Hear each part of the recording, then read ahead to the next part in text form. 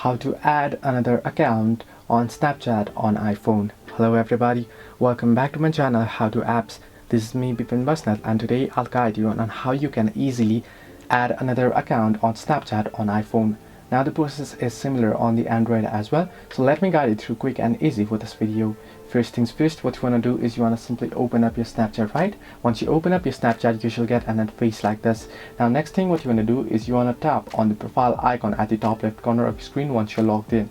Simply tap on the profile icon at the top left and you should get an interface like this. Now here you can see various options. What you want to do is you want to tap on the gear icon at the top right corner of your screen. Once you tap on it, you should get an interface like this. Now here what you want to do is you want to scroll all the way down below until you find the option logout. There at the bottom of your screen you can see logout option. You want to simply tap on logout option, and again it'll ask you for confirmation. You want to simply tap on logout again.